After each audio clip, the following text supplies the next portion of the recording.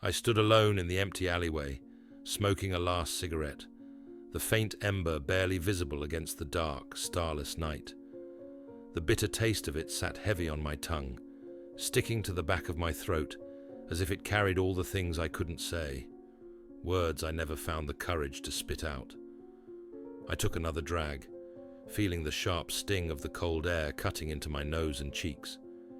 Each breath sent icy pinpricks through my chest, filling me with a chill that went far deeper than the winter wind. It had happened so quickly. One moment, Joseph was there beside me, and in the next, the Nazis were dragging him away, his face twisted with anger and betrayal. He had called me a traitor, a word that felt like a bullet to my chest. The accusation was spat at me with such venom, such conviction, that it stunned me more than the slap across my face.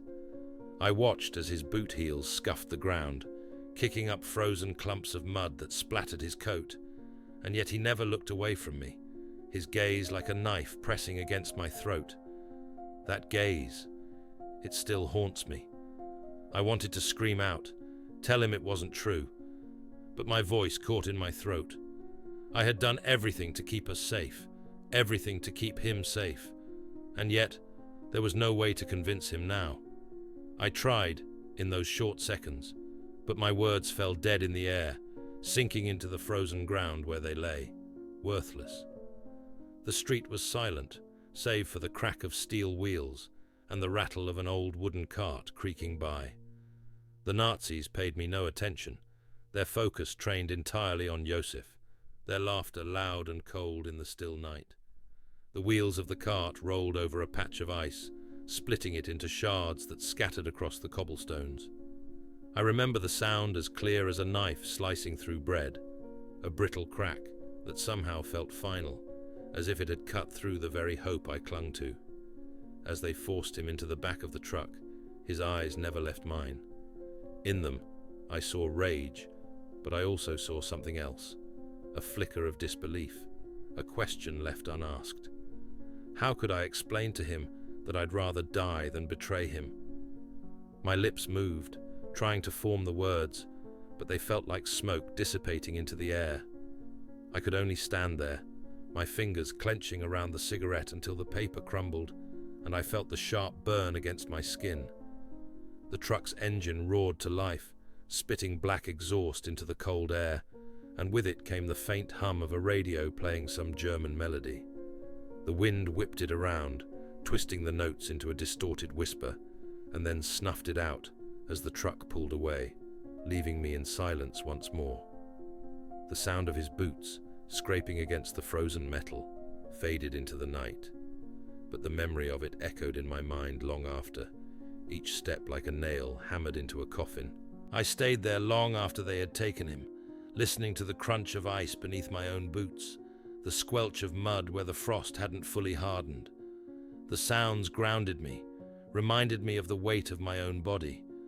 My mind kept repeating the same things over and over, a sickening mix of regret and rage, my heart clinging to the hope that somehow this could be undone, that he would believe me.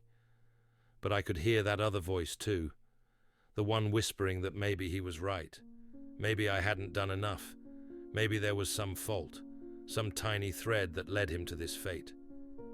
Days passed. They told me Joseph was in a cell now, somewhere hidden away where I could never reach him. I found myself walking by the prison on freezing mornings, my knees aching from the cold as I trudged through the muddy streets, just to feel close to him. In the back of my mind, I thought maybe he'd catch sight of me, realize I hadn't betrayed him, understand I was here for him, even if I could never get inside. But there were no messages. The silence from the prison walls was absolute. I knew the only sounds inside were those of chains and muffled cries, sounds that grated against my ears, even though I couldn't hear them. I shivered, not just from the cold, but from the weight of the silence pressing down on me, filling me with a gnawing emptiness. And then, one morning, I heard. They had executed him. Just like that. A bullet, a quick snap, his life snuffed out as easily as a flame between two fingers. My mind raced, swirling with memories of him, of the nights we'd spent planning, talking, believing we could resist, that we could survive this madness.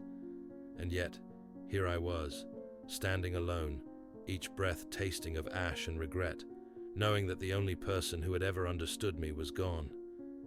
As I stumbled through the dim alleys, my mind in a haze, the cold biting down to my bones, I caught the echo of laughter drifting from around the corner.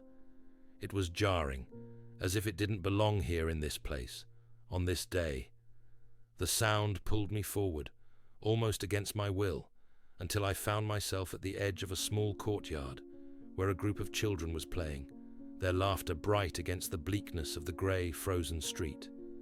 They chased each other around in circles, shouting and giggling as they splashed through patches of icy mud. A little boy picked up a stick and wielded it like a sword, shouting out orders as his friends ducked behind empty crates and barrels, their breaths puffing like small clouds in the winter air. Their faces, flushed red from the cold, were full of life, untouched by fear, by sorrow, by death. In a world where joy seemed like a forgotten relic, here it was, carefree, oblivious, indifferent to the harshness that lay just outside the fragile circle of their play. I wanted to tell them to stop, to explain that someone had died, that someone had been taken from this world unjustly, that Joseph was gone, a good man, a kind man who had only wanted to fight for freedom, snuffed out by forces too vast and uncaring to notice his life, or mine, or anyone else's. But what would it matter to them? What difference would it make? To them, Joseph was just another shadow, another man passing in and out of these streets, another face among countless faces that had faded into nothing. And here they were, laughing and running, as if the world hadn't just torn apart. The sound of their laughter grated against my ears, sharp and relentless, each peal of joy a painful reminder of my own emptiness. I watched them, their voices rising above the dull rumble of distant engines and the faint drone of a radio from some open window nearby, its melody distorted by the wind. They didn't know, they didn't care, and the world around them, this city, these streets, cared even less. How was it possible? How could the world go on like this, indifferent to the weight of grief that felt as if it might crush me, even as others carried on as if nothing had happened? I leaned against the cold, damp wall and closed my eyes, trying to block it all out. But the laughter lingered, pressing into my mind, wrapping itself around my sorrow, refusing to let me escape. It was as if the world itself was laughing at me, mocking my loss, reminding me how little it cared about Joseph, about me, about anything at all. In that moment, I felt so small, so utterly alone, swallowed up in a universe that would never pause, never mourn, never acknowledge even the smallest fragment of our suffering. I opened my eyes and watched the children for a moment longer, my gaze hollow. The sky above was a slate of unbroken grey, and a thin layer of snow began to drift down, settling on their hair and on the worn cobblestones at their feet. But they kept playing, oblivious to the snow, to the cold, to everything.